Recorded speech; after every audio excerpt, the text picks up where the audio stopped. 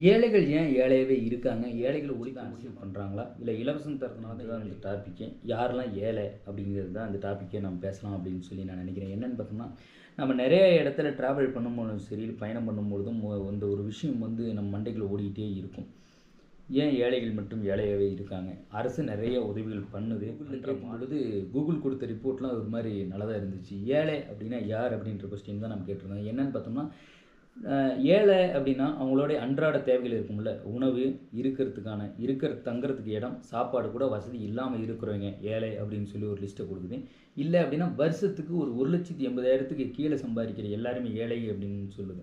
அப்படின்னு பார்த்தோம்னா, ஒட்டுமொத்த தமிழ்நாட்டுல ஒரு 75% ஏழைகளாக தான் இருக்காங்க.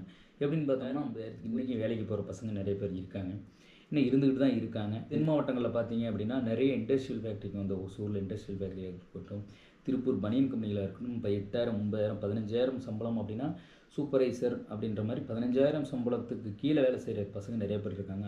ஏழைகளை ஏன் ஒழிக்க முடியல அப்படின்றத ஃபர்ஸ்ட் நம்ம டிஸ்கஸ் பண்ணிப்போம். என்ன அப்படின்னு பார்த்தோம்னா, அ ஒரு ஒரு அரசியல் கட்சி வந்து இந்த தடவ ஏழைகளுக்கான திட்டத்த அறிவிக்கிறாங்க. என்னன்னா, இலவச வேட்டி சேலைன்னு குடுக்குறாங்க. இல்லன்னா மாசம் ரூ. 1000 குடுக்குறாங்க. இல்ல அப்படின்னா, ஏழைகளுக்கு வீடு கட்டி தரோம் அப்படின்னு சொல்லி சொல்றாங்க.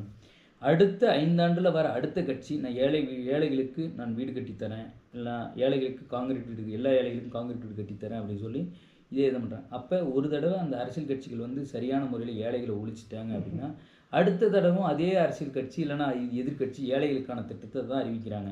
அப்படின்னா என்னன்னா, ஏழைகளை இவங்க ஒழிச்சாங்களான்னு பார்த்தோம்னா, ஏழைகள ஒழிக்கல. ஏழைகள வச்சு தான் அரசியல் பண்றாங்க அப்படின்னு தான் சொல்றோம். ஏழைகள் இல்லாம அரசியல் பண்ணவும் முடியாது. ஏன் அப்படின்னு பார்த்தோம்னா, இலவசம் அப்படின்னு சொல்லி குடுக்கணும் அப்படின்னா, அது ஏழைகள் தான் பண்ணணும். ஏழைகளுக்கான இலவசத்த வாரி வாரி வழங்குறாங்க.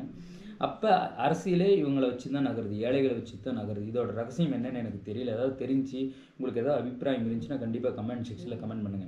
இது பொருளாதார நிலையில தங்கி இருக்கிற ஏழைகள் மட்டும் தான் நான் சொல்லியிருந்தேன். என்னன்னு பார்த்தோம்னா, விழிப்புணர்வு இல்லாம அந்த மனநிலையில இருக்காங்கல்ல, அவங்களும் ஏழை அப்படின்னு தான் நான் பெர்சனலா சொல்லுவேன். என்னன்னு பார்த்தோம்னா, அவங்களால முன்னேற முடியும். அவங்க வந்து நல்லா படிச்சிருப்பாங்க. இல்லன்னா படிக்காம இருந்திருப்பாங்க. அவங்களுடைய திறன் இருக்கும்ல, அவங்களோட ஸ்கில் இன்னும் வளர்த்துக்காம இருந்தாங்க அப்படின்னா, அவங்க கண்டிப்பா ஏழையா தான் இருப்பாங்க. ஆனா ஒரு 5,000 சம்பளம் வாங்குறேன்னா, அதில என்ன ஸ்பெஷலா இருக்கு? நான் இருக்கிற டிபார்ட்மெண்ட்ல மேல வரதுக்கு வாய்ப்பு இருக்கா? சான்சஸ் இருக்கா? மேல வரணும்னா என்ன வழி இருக்குன்னு நம்ம தேட நான் என்ன பண்ணுவோம்னா, நம்ம ஒரு விஷயத்த தேடிட்டு இருக்கோம்னா, இந்த உலகமே நமக்காக வேலை செய்யும் அப்படின்னு சொல்லி சைக்காலஜிக்கலா ஒண்ணு சொல்லுவாங்க. அப்படி நம்ம தேடுறோம், நம்ம எஜுகேஷனாவோ, இல்ல ஸ்கில்லாவோ நம்ம தேடுறோம்னா கண்டிப்பா நமக்கு கிடைக்கும். அது தேடாம இருந்தா கண்டிப்பா ஏழையாவே தான் இருப்பாங்க. அதனால அத நம்ம தேடிட்டே இருந்தோம்னா, அந்த ஏழ்மை நிலையிலேருந்து கண்டிப்பா மாறுறதுக்கான வாய்ப்பு நெறைய இருக்கும். கண்டிப்பா மாறவும் செய்வாங்க. என்னுடைய அபிப்பிராயத்த மட்டும் தான் ஷேர் பண்றேன். அதனால அந்த இடத்துலருந்து அவங்க ஸ்கில்ல மாத்தி மாத்தி தான் அந்த ஏழ்மை நிலை, அந்த ஏழை, இந்த 15,000 சம்பளம் அப்படின்றத மாத்தணும் அப்படின்னா, அவங்களுக்கு அதுக்கான எஃபோர்ட் போடணும். அத கஷ்டப்பட்டு உழைச்சாங்கன்னா, கண்டிப்பா அந்த லெவல்லேருந்து கண்டிப்பா மாறிருவாங்க. இல்ல இருந்து அவங்க படிக்க முடியாம போறது தான் அவங்க வந்து ஏழையாவே இருக்கிறதுக்கான ஒரு வாய்ப்பா இருக்கும். இல்லன்னா, இப்ப ஒரு நலத்திட்டம் நல்ல ஒரு அரசியல் கட்சிகளே ஏதோ நல்ல ஒரு நலத்திட்டம் குடுக்குறாங்கன்னா, அதில அந்த விழிப்புணர்வு இல்லாம இருப்பாங்க. அதனால அவங்க திரும்ப திரும்ப அந்த லூப் ஹோல்லயே சுத்திட்டு இருக்கிற மாரியே இருக்கும். கல்வி இல்ல அப்படின்னா, வேலைவாய்ப்பு குறையும். வேலைவாய்ப்பு இல்ல அப்படின்னா, அவங்களோட வருமானம் குறையும். வருமானம் இல்லன்னா, அவங்க ஏழையா இருப்பாங்க. வருமானம் இல்ல அப்படின்னாவே அவங்க சோம்பேறி ஆயிருவாங்க. அப்படி சோம்பேறியா வச்சுட்டு இருந்தா மட்டும் தான் அவங்க வந்து சோம்பேறியா இருக்கிறவங்க ஏழையாவே தான் இருப்பாங்க. சுரண்டுறது. ஒரு பெரிய பெரிய தொழில் நிறுவனமா இருக்கட்டும், இடைத்தரகர். இந்த தரகர் சிஸ்டம்னு ஒரு விஷயம் இருக்குங்க. இது வந்து கண்டிப்பா நான் சொல்லணும். இந்த தரகர் சிஸ்டம்னா என்ன அப்படின்னு பார்த்தோம்னா, நீங்க ஒரு பொருள வாங்குறீங்க அப்படின்னா, நீங்க பொருள வாங்குற ஒரு பையரா இருப்பீங்க.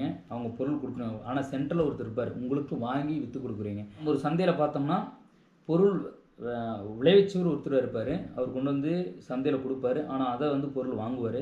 அத வாங்கி இன்னொருத்தர் அவர் ஓனர்ட்ட குடுப்பாரு. அந்த இடைத்தரகர், அந்த வியாபாரி அப்படின்னு சொல்லுவாங்க. தமிழ்ல நல்ல ஒரு வார்த்தை. வியாபாரி. அவங்க கிட்ட இருக்க அந்த அந்த மாரியான விஷயம் இருக்குல்ல.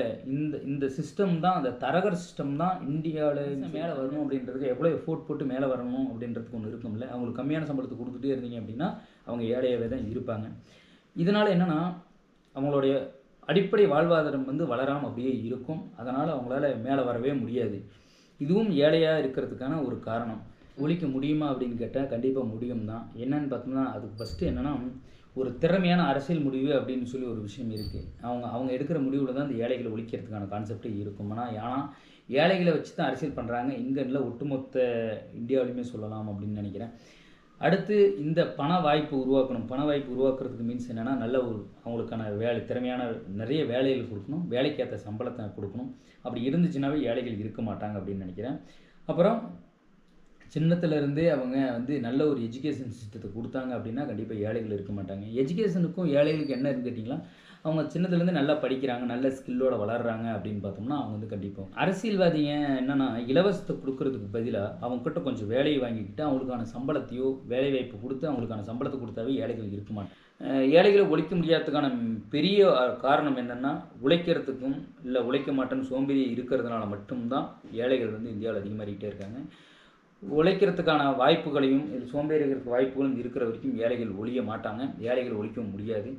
ஏழைகள் ஒழிக்க முடியாது அப்படின்னு நம்ம சாதாரண ஒரு யூடியூபரா நம்ம சொல்லலாம். ஆனா இருந்தாலும் பல அரசியல் தலைவர்கள் நினைச்சாங்கன்னா கண்டிப்பா ஏழைகள் ஒழிக்க முடியும். ஏழைகள் ஒழிக்க முடியுமோ முடியாதான்றது நீங்க கமெண்ட் செக்ஷன்ல கமெண்ட் பண்ணிடுங்க. தேங்க் யூ ஃபார் வாட்சிங். Bye bye. டேக்